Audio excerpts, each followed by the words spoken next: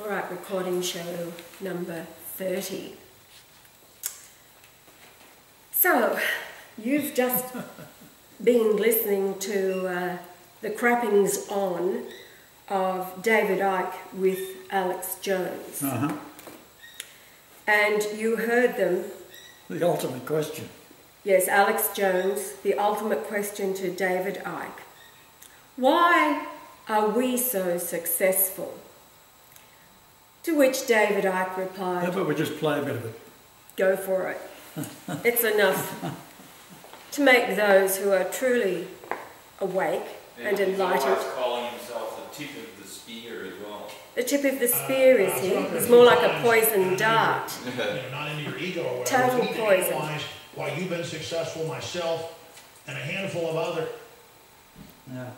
Not into your ego or whatever, but we need to analyze why you've been successful, myself, and a handful of others as kind of the icons of the awakening to understand what's made us successful at waking people up. So briefly, why do you think you've been so successful? Why do you think I've been so successful when there's been so many other articulate people out there saying, some of the same things?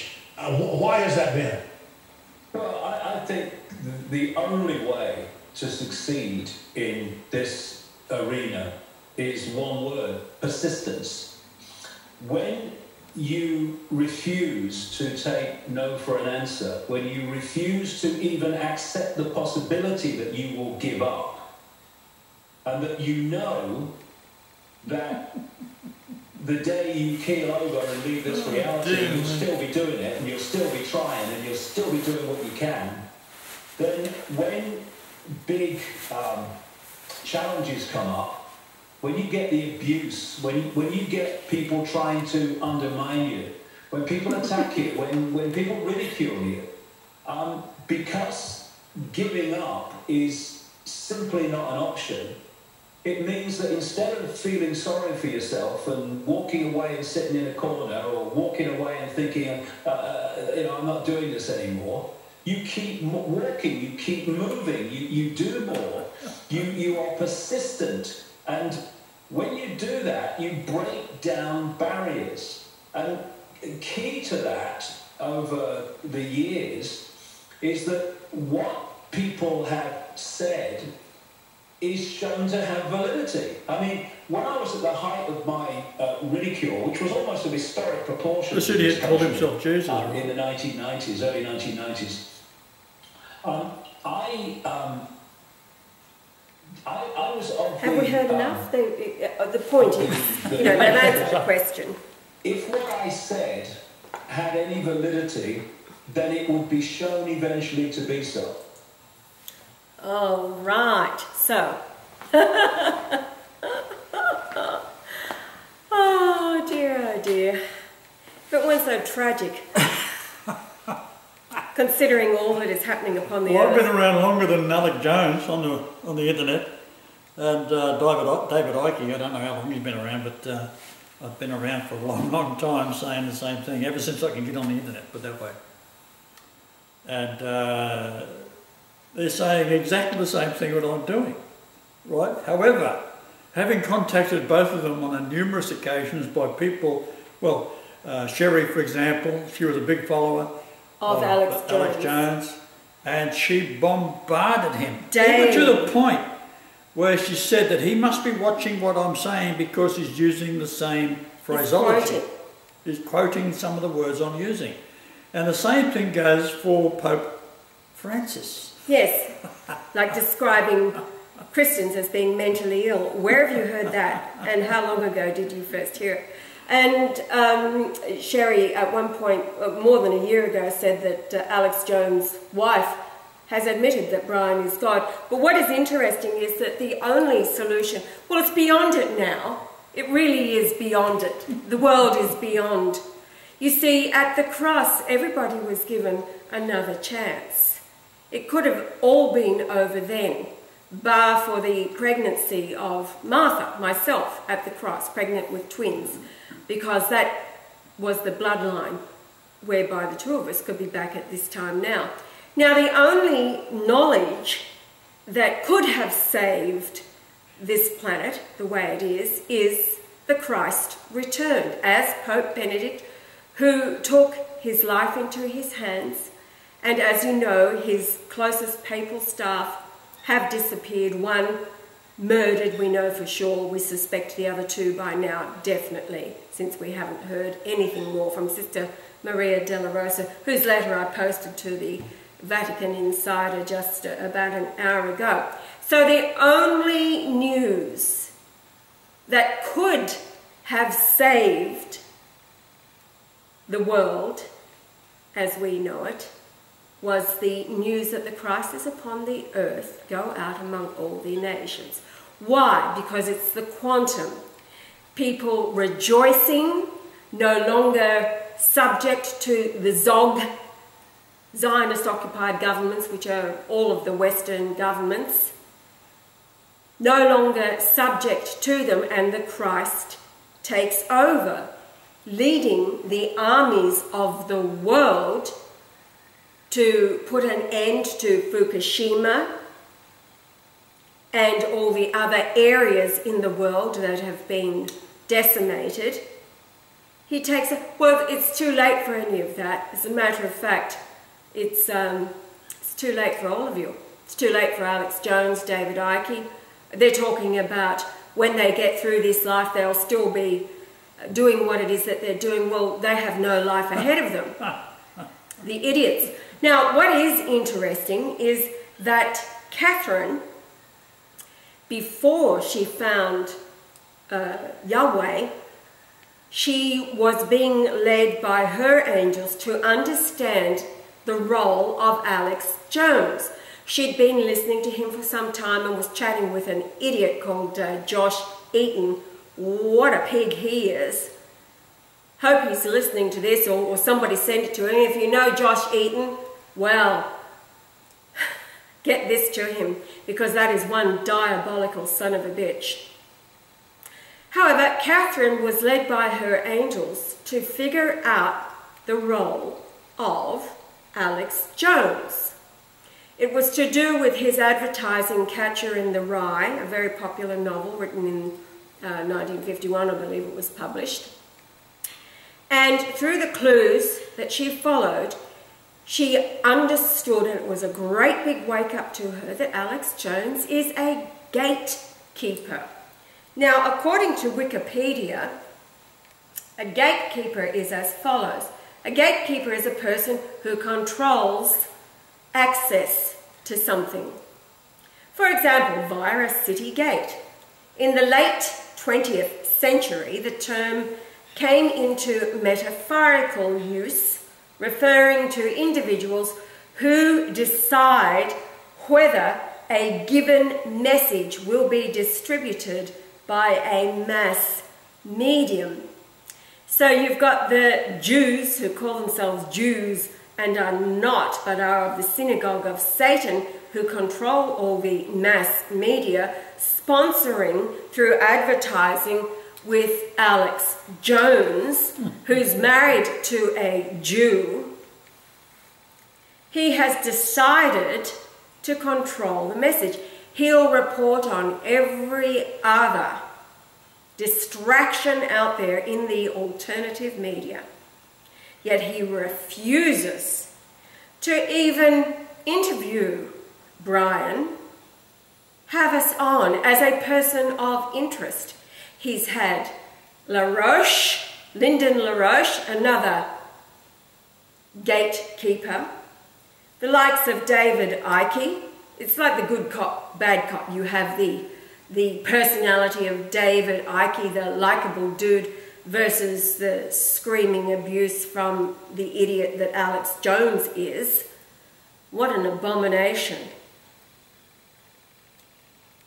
Yet both of them have the same position. They are gatekeepers on this, the prison planet, that they are keeping you all in. All those followers who listen to Alex Jones and think he's marvellous and all the rest of it, a lot have woken up already. As a matter of fact, how many times do I have to say to you, the litmus test for anybody is, are they talking about Brian Leonard Golightly Marshall?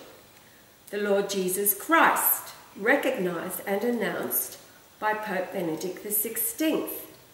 Now that was just the icing on the cake. The point is that Brian has been doing his work of revealing, this is what the revelation is all about, revealing the delusion to all of the Christian nations out there who are the last people on the list that will make it. People are talking about, see you on the flip side. No, you won't. This is judgment. This is the judgment seat of the Christ who has been on the earth now for 70 years. He is the Holy Ghost. He is the Father this time. Not the young dude, the all-loving, forgiving young dude who wasn't the namby-pamby, airy-fairy bullshit image of the beast that all Christianity has been deluded into worshipping. No way, Jose. He was an arsehole then, he's an arsehole now. Just go and listen.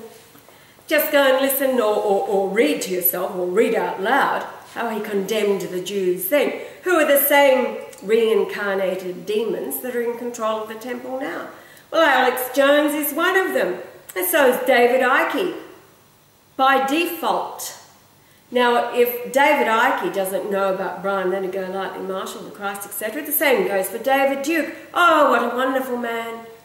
So well spoken and articulate, writes so well, been a representative in the Congress and has the favour of this, Jesse that, Ventura? Yes, Jesse Ventura, you know, your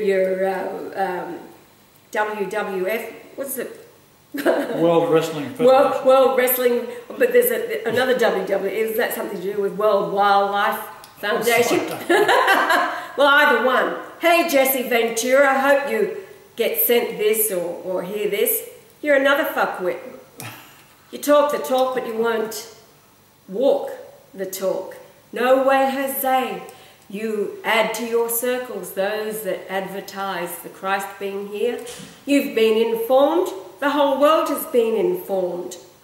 So what does it all mean? It means that you all go the way of the enemy of all mankind, because you are mankind's enemy as well. The gatekeepers of this, the prison planet. So with all the rapture readies and all the homosexuals and Pope Francis, who is the Antichrist and the false prophet, all in one, to all of those who have had the information sent to them, who have abused and scoffed and rejected, full of yourselves. No way, Jose. Well, wasn't it Sherry who was a very big follower of Alex Jones? And she was persistently, yes, on a daily basis, sending information to him. Every day. And she loved Alex Jones. She was so hoping for him to wake up and do the right thing by all mankind. And she got so excited any time she heard him repeating what Brian was saying. And we even threw out their videos addressing Alex Jones. Go on, Alex. You'll have divine protection from those that would kill you. You'll take your life and give it up. There is a scripture verse that goes something like this. Unless you take up your cross and follow him, you have no life.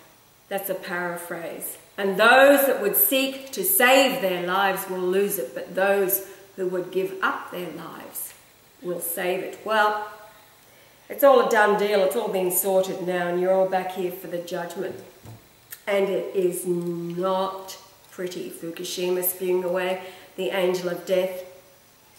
Everything that's going on around the globe brought to you by the Jews who call themselves Jews and are not. You're all worshipping Lucifer anyway. You know that it's the agenda. Well, you're all doing it. There's only a few that 0.000000004% on the planet of the adult world who will be on the other side. Anything else? Oh, that sounds good.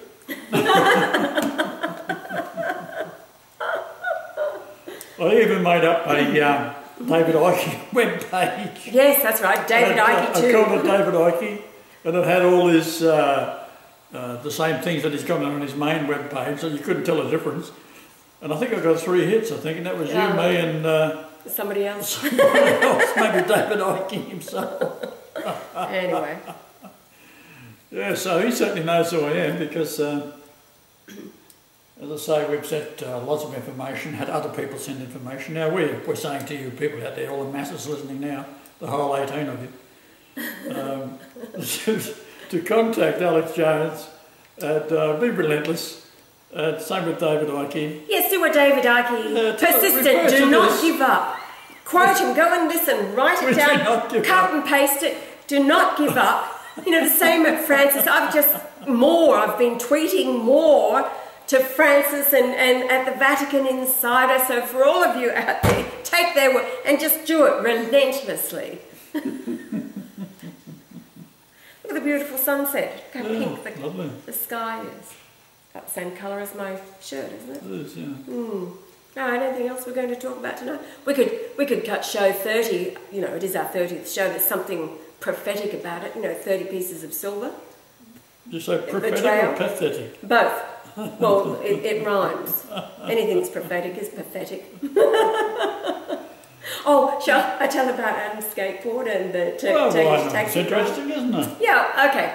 Adam's on his way back to Harvey Bay. Spent 6 weeks in Sydney and worked his guts out for... anyway, he got... 50 cents an hour. 50 cents an hour. He rode in the back of a truck illegally because they was crowded in the front. But anyway, that was all part of the fun. To get back into the city. Then he had to get to Central with about 40 kilograms of luggage. He goes to a taxi stand and all he wanted to do was find out how much. The guy turned out to be a Turkish cab driver, told him, oh, $15 to take you into Central. But I cannot take you because I have got a pickup. I'm waiting for somebody, so, you know, go. So, thank you, go. So Adam calls the cab company on the side of this guy's taxi. He calls the cab company. The cab company organises a cab to come and pick him up. Turns out to be this same Turkish cab driver who just said, I know. What happened is that his ride suddenly cancelled. And so he's the first cabbie there on the spot. And now he's picking up Adam and he's ticked off because it's not such a big fare, the $15 into the city, etc. So Adam comes in thinking, okay, there's something angelic going on here. So he says to the Turkish cab driver, what do you think of your current government? Oh, well, he started to go on. They do not represent Muslims. They are a Zog, which is a Zionist-occupied government, which is America, Australia, Britain. They're all Zionist-occupied governments. Canada's disgusting. Stephen Harper. Anyway.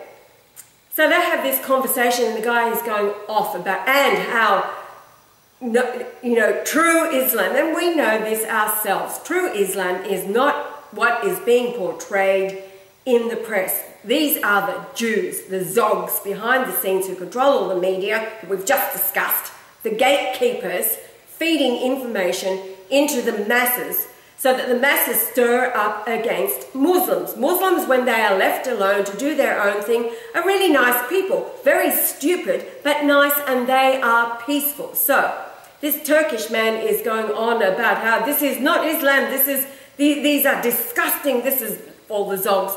And then he says, God is in all of us. You know, we are a people of peace, and God is in all of us. So, anyway, this was the conversation that went down. So Adam goes and finds a locker for the day, texts me to say that he's there. I get it sometime later, and he's considering buying a skateboard because he loves to skate, hasn't done it for a very long time, and thought he'd spend the hours waiting for the bus skating. So I sent a text back saying that would be really stupid. I'm thinking about how, you know, he's so close to us. The last thing we want is, since he hasn't been on a skateboard for so long, you know, broken anything, a call from the hospital, he's injured himself. So I say that would be really stupid for those reasons. Long story short, he goes up to Oxford Street in Paddington, Sydney, where there was a skate shop that ripped him off some time ago. He goes to a new skate shop. He starts talking to the owner of the shop, and he's talking about medicinal cannabis. Of course, it's his favourite subject. He knows a lot about it. The guy was very impressed with his knowledge, and Adam was asking, looking at the boards, because he's thinking, you know, how much are these boards, etc. He picked up a board, and the guy said, well, you know, it's $350. He gives him the board. He says, no, you have it. You know, like, I enjoyed your conversation, you gave me a lot of information. He also gave him a free t-shirt. It had a great big M on it for marijuana in the middle of it, with Sydney's first cannabis dispensary. But he says it looks like an M for Marshall on it. So he's got the free t-shirt and now the free board. So Adam laughs and says, thank you very much. You know, can I have some trucks and wheels to go with it? At which the guy laughed and said, no. You know, just give me a $350 board. All right, we're going backwards and forwards. I ask him, what's the name on the board? And he says, Alien. Have a good laugh over that. Well, that's what it's all about. Hours later, he texts me, probably an hour and a half ago. He's waiting at the bus stop now. He's getting onto the bus right now. And he says the name on the board is Amnesia, and then capital O, capital G. Amnesia Og. And he laughs, saying, considering the conversation I had with the Turkish cab driver, which was all about Zog, amnesia, occupied governments. Well, that about describes all of these idiots, politicians, rulers, leaders. They all have amnesia. That's being kind. Alzheimer's, what is it? Old-timers, disease, dementia? No, they're just possessed. These are demons who are soon to be gone. We're looking so forward to the depopulation program. Would that be? You could say that, yeah. Yeah. It's called the reaping. You can read all about it in the Bible that has been perverted and corrupted. However, there are truths in there that cannot be ignored because it's playing out. It's called the reaping. Everybody reaps what they have sown. So Alex Jones and David Icke, for all of their, they think, good works. Just to be an interesting experiment if about 20, 30 of you get in there and start sending David Icke and Alex Jones. Challenge them. Just challenge them to interview me. And just see what they say. Not only will they not answer you, they will block you. Doesn't it feel good to be rejected? Totally. Oh, I love it, yeah. Prophecy fulfilled. Psalms 118:22 and Matthew 21:42. No, this as much as Brian, the Christ, God Almighty, has been rejected as he prophesied, then you can rest assured that the reaping is as sure as his rejection. Good point. And it ain't going to be pretty. However... Now, I was talking to Catherine and John, and they got a phone call from their friend over there, and said, go outside and look up. So they go outside and look up, and what do they see? Kachina. Blue and red. Blue and red. So it's also been sighted, the red kachina has been sighted in Antarctica, and you had that on Yes, that was catfish. I'll do an upload on that, just running his latest. Let's see where the conversation went. Who was this? With Catherine. Ah. Oh, yes, this is...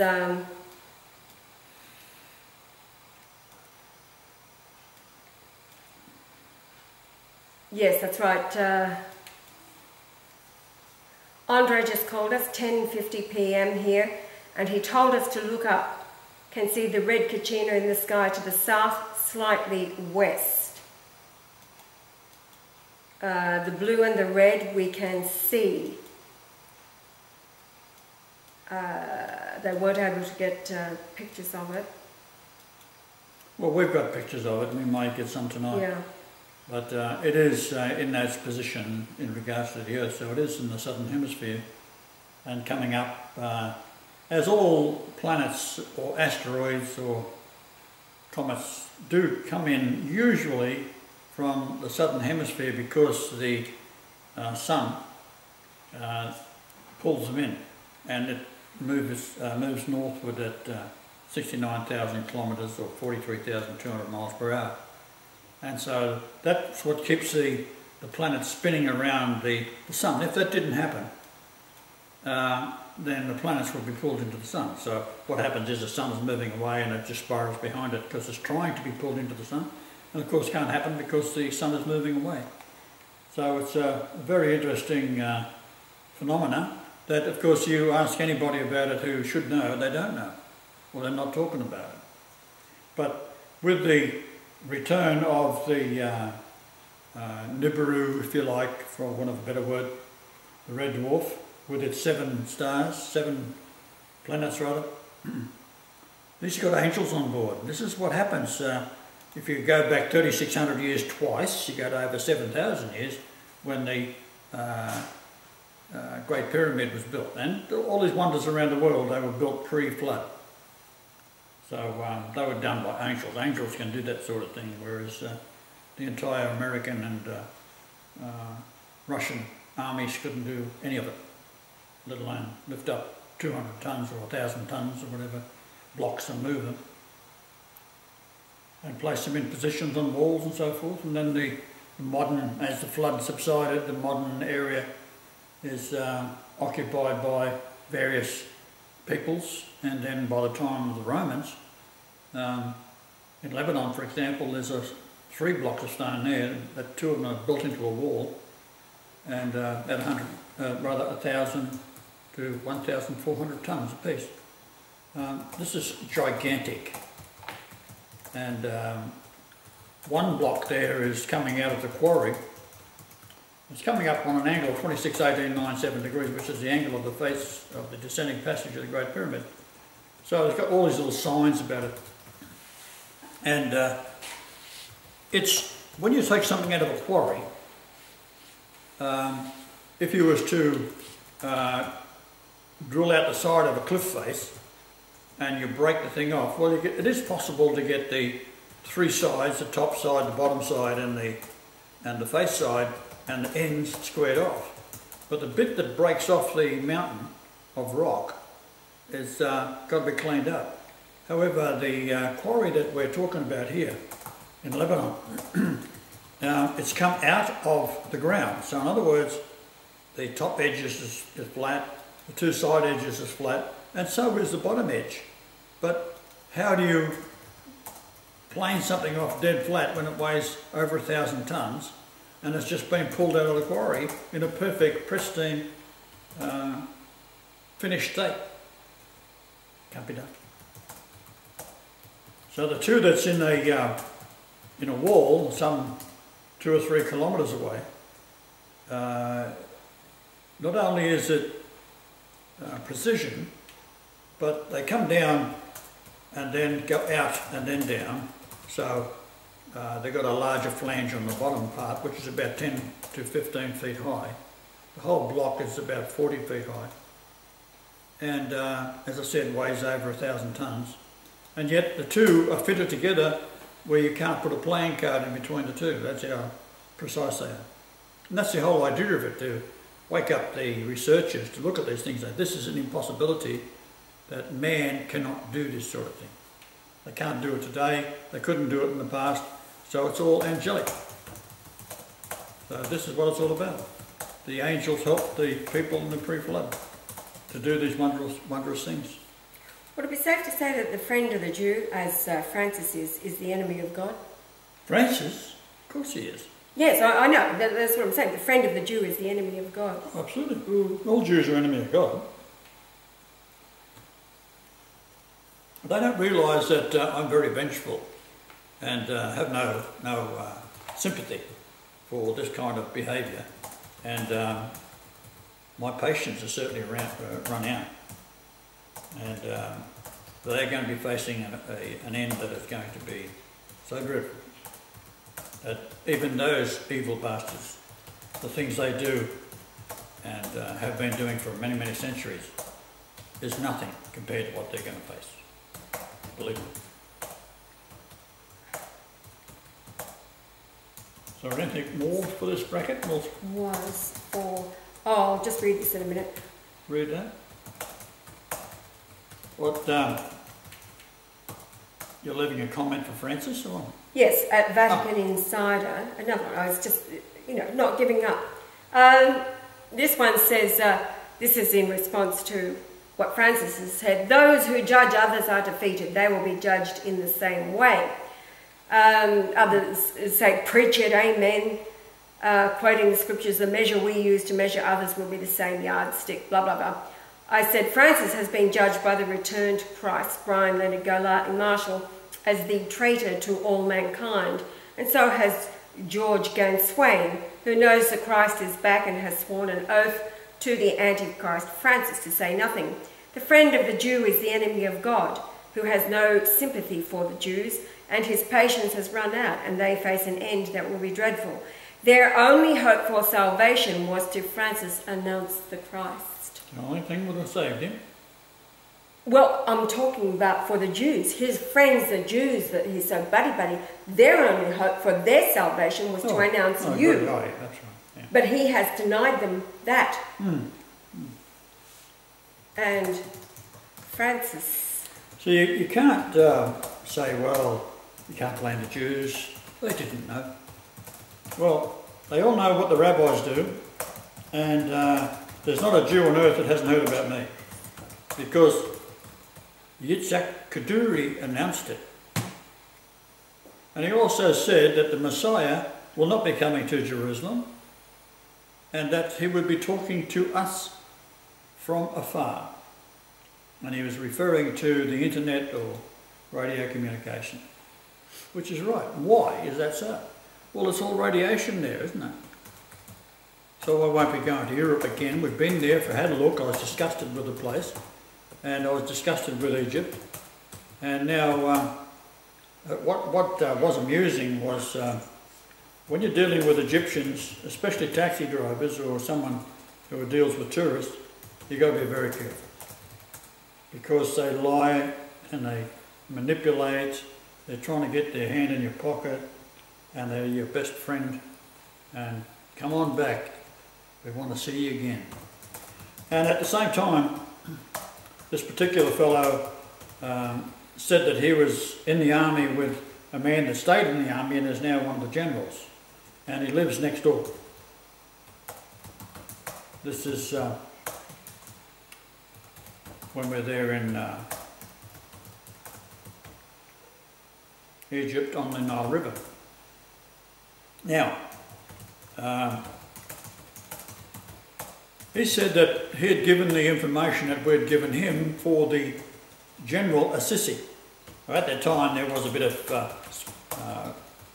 hostilities going on with the Muslim Brotherhood.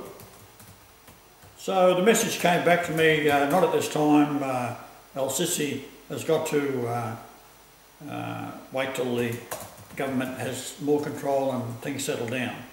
So leave it for a couple of months. But the message was from El-Sisi. This is the president of the country that has now been elected. How many people know he's here? Right? Now, instead of the idiot just talking to me, right? Like, he doesn't have to say or announce anything. All he had to do was send his general around, it's just across the river with a bloody boat ride, to have a talk to us. And if he'd have said, well, General Assisi wants you to come see him in, say, 2 months' time, well, we would have done so.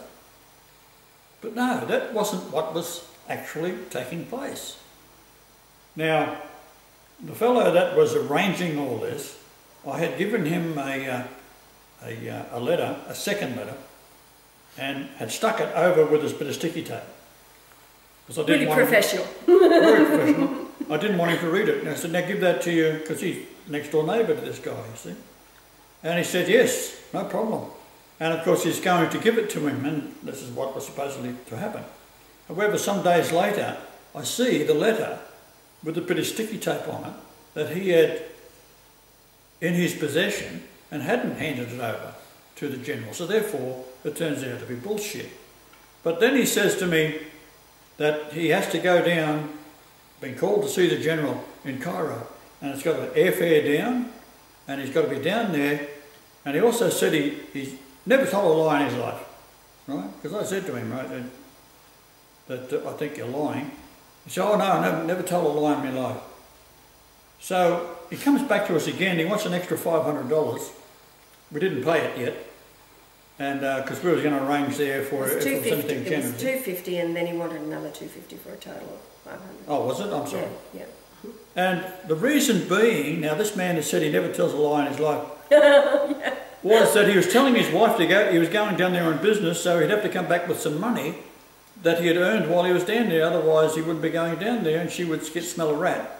That he's gone down there for alternative motives, ulterior motives, and because she may suspect, although he's never told her a lie or anyone else, he's got a wife, another wife, a second wife, in England, an English wife. Right. What happens is that the English, the Polish, the Russians all go over there to get a bit of action. These are the women. Really, it's Sodom and Gomorrah. Go over there to get a bit of action, end up with these Egyptian husbands on the slide. Well, for them it's not on the slide, but for the Egyptian husbands, the European wives are a lot of the time on the slide because their first wives wouldn't like it. Apparently in Muhammad's law that you can have 4 wives, the first wife has to agree, she has to be okay with it, or some ridiculous... well, apparently she wasn't agreeing to this first wife after her. And this is a man that never tells a lie in his life. So I got a bit suspicious that he was just setting us up as the usual con man taxi drivers that they are. Yes. So he may have spoke to his general friend, and the question that did ring true: how many people know he is here? But that was the end of that. So if Assisi was genuine. Now, what's the problem with Egypt? Well, Saudi Arabia owns it because they finance everything. They finance everything. If you want to build something, you get the loan from the bank, which is Saudi Arabian. And well, Saudi Arabia's been propping El-Sisi up ever since he ousted Morsi and all the rest of it. And then you've got the USA who've spent hundreds of millions of dollars in there as well. So the two biggest... well, now, as it turns out, the Arab radio was putting out that... El-Sisi was in fact a Jew, and that doesn't surprise me at all. His mother was a Moroccan Jew. His mother was a Moroccan Jew, Mossad agent, and so is his uncle, a Mossad agent. Yeah, so they were likening El-Sisi to, what does he have in common with Eli Cohen? Go and do the research on that dude. He was hung in Damascus. Yeah. Because he was an Israeli spy inside of Syria and caught. So, all very interesting. How many minutes do we have to go? 20 minutes. 20 minutes. Well, do you want to... stop it here and continue? Stop and continue later with something else? Yes, all right. We'll join it up and then we'll broadcast it tomorrow. Okay. All right, so we'll just have a little tea break. That's it. A pot of tea and a scone. Right. Okay. I've got to apologise before we start. Just had a little scone break there. Oh, what's going on? I don't know. So, you've just... Right, stop again, stop. Right, start a new one, and you can join it. Yes, I've already saved that project. Just a little apology. You might have heard in the radio show... Yes. You know what that is? Her typing. Sorry, guys. Here we go. Continuation. Apology for the typing. Want to do a bit of typing, perhaps? No. No, we have a very concerned message from Andrea in the Northern Hemisphere, who I just got this message now, and she listened to our Sunday show. She says, "Hello, Ya and Ash. I watched the last Golightly Martial Hour show. I don't get it. Are we all lost because we don't come to Australia? It's just a matter of time until radiation too gets Australia too gets radiation from the rain, etc. I'd think. And what is the difference being in the heavenly realm then? And can't the angels help us? I don't understand it." Well, she's one of us. She's going to be all right. Yes. Obviously. The children that is going to be into the heavenly realm is going to be all right. Now, describe how you said to me yesterday, it'd be like waking up.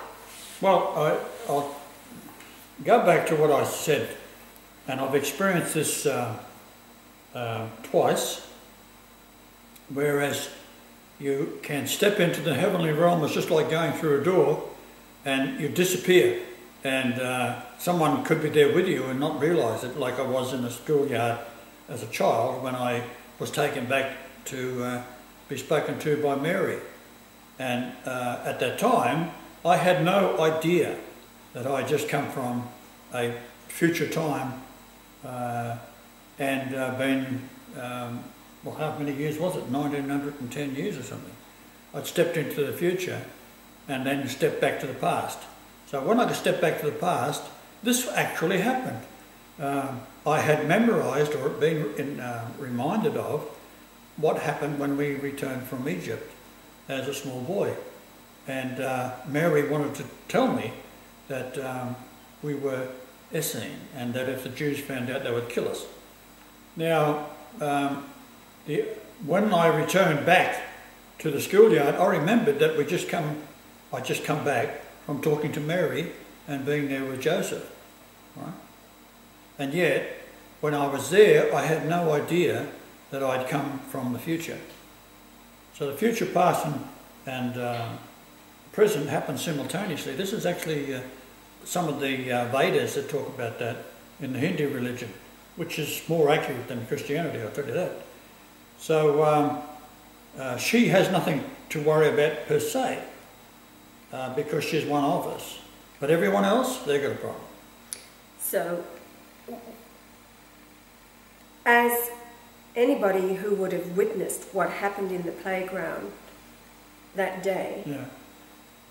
as you step through the veil back into time and to actually be there. Yeah.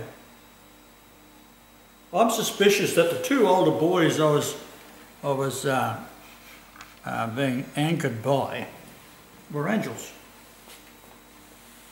I didn't know them, and that's unusual for me because I've got a sort of memory. I can memorise people that I've seen on the street 30 years ago. So I did not know these two boys. They were just saying, one said Jesus was a Pharisee, and the other one said no, he wasn't, he was a Sadducee, and I was very, very angry. And I charged at them and I was going to punch their lights out. And they stepped aside and I went through a veil. So in that heightened state of anger, I was suddenly taken back into another realm that is coexisting at the same time. Right? It's past, future and present all happening at the same time. So that's what happened. So she's got nothing to worry about. Right? But I don't see why she doesn't get on. She's got the money. Get on a bloody plane and come to Australia with Eric. Have a holiday. Like, what's the point of staying in Europe? It's going to be destroyed, right? Ridiculous. But now, that's beside the point. Predictive programming in 1970 odd, there was a movie made starring Clint Walker, and he's the man who was Cheyenne Boaty. If ever you want to look it up on your internet, look up Cheyenne. A very big, handsome man, played the part of cowboys all the time. One of the movies he made was Yuma, a very good movie. So now I'll just play that for you and listen to what it's saying. It's quite extraordinary. It's what they did, because this is a Jewish movie, right?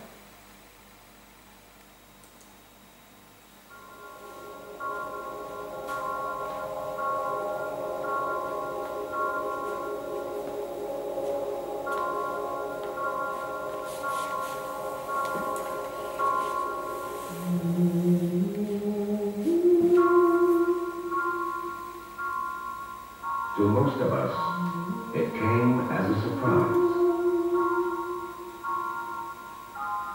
Not many understood it.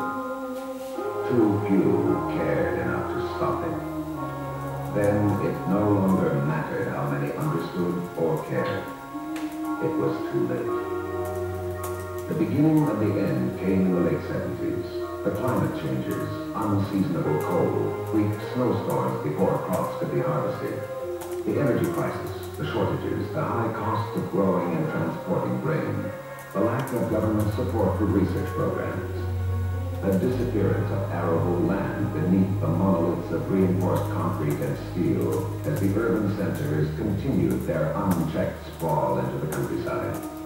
The industrial pollution that poisoned the earth, the water, and the air, and the continuing growth of population out of all bounds and reason. More and more people, less and less food. By the end of the 70s, the fabric of society was breaking down in most parts of the world. In the autumn of the final year of the decade, the North American harvest was Stop typing! Grain reserves were dipped into, and the continent survived until the next harvest. Then, a sudden cold, the early snows, and for a second year the harvest was lost. But the conviction was there that the means to survive were available.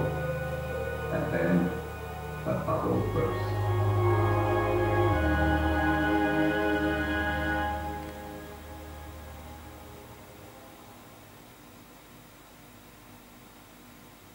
Now, it mentioned climate change. It hadn't happened when that movie was made, so they was going to do it in the future.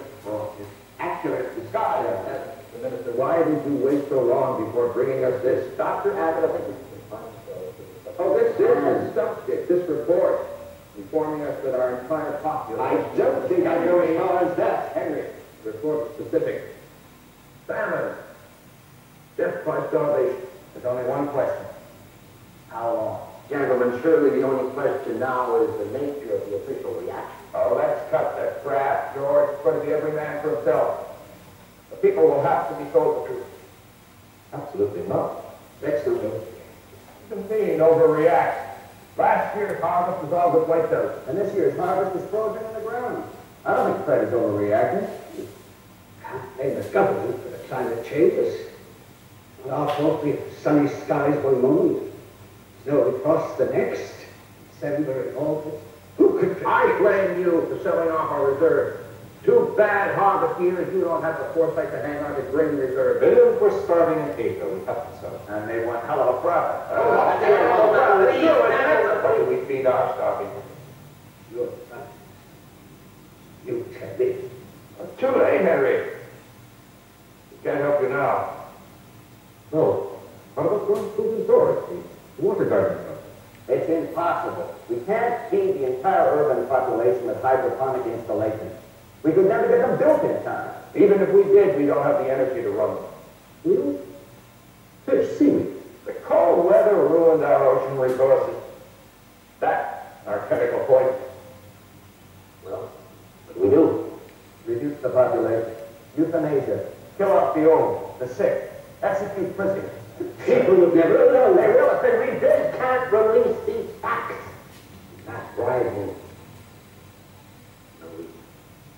All the time.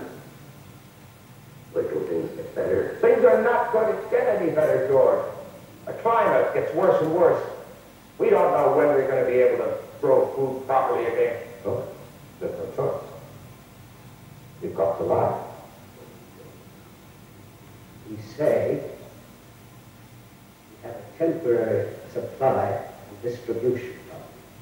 And we cut present rations. From 60 down to 30%. People won't accept that. If we do, make the leap. More is coming. Oh, we don't practice. Introduce martial law, establish curfew, close the border. Down on communications. Stop all the long distance. Sure, that allows when the people realize we can't even make good on 30%. Gentlemen, please. Can I get a sense of this meeting? A show of hands. We cut rationing to 30%. Impose martial law and curfew. Close all borders. Stop all long-distance telephone calls. That's called Deadly Harvest, 1977. They're talking about all the things they're doing now, and they're talking about stopping long-distance phone calls, stopping people typing on computers while you're trying to make a radio show. Oh, sorry, darling, I got a bit carried away there. How many minutes we got left? 5. Oh, 5 minutes. Clint Walker, look it up. It's on YouTube. It's made in Canada, and it's an interesting movie, and it shows how the currency starts to fall away from anything that world order is talking about, gold and silver and money, down to those who hoard food, the people that are got control and the rich.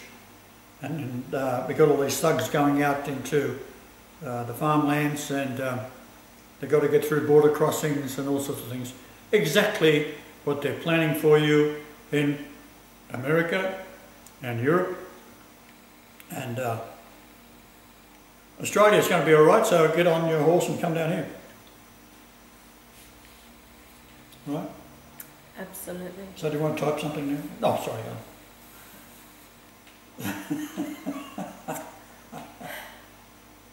Well, I've had this discussion with you about my memory. Well, I think the point is, while you're typing on the computer there, it's right next to the microphone. I know. Right. I just totally... And you get that strange look on your face. I shouldn't notice on the... Glazed over. It all glazes over, and then you're focusing on the computer and you start typing. Talking back to Anna. She can wait 5 minutes, right? Now, did you read what Anna said? Because Anna is a bit... That was before... Yes, that I read that, right. yes. You've typed back to her now? No, I haven't. Would you like to do it? No. Well, you're not going to. No, I said no. Would you like the zippy ties? Yes, Joel's been on about the zippy ties with me. Yeah. Oh, now speaking about Clint Walker, what is special about Clint Walker? Well, he was a very... handsome? He was handsome. Buff? Big man. Yeah. All these movie stars, they learn... We was watching a very early movie on John Wayne, and he had a voice like that. And as he got along in the movies, he started to talk low, and he'd break the sentences up to the swagger, and even his walk changed. You know, so they're taught how to sing and talk and all that kind of thing, to make it more appealing or more interesting to see someone like John Wayne. Think, what is it about him that's so different? Right. Well, it's the way they've been taught to talk and to get a growl in their voice and then chop the sentence up and, well, Missy, you'd stop. Instead of saying it, well, Missy, you'd break it up. So it's very interesting how they did. Well, Clint Walker, very big man, handsome fella, and had an interesting job interview with one of the studio bosses, because they'd seen him on the set.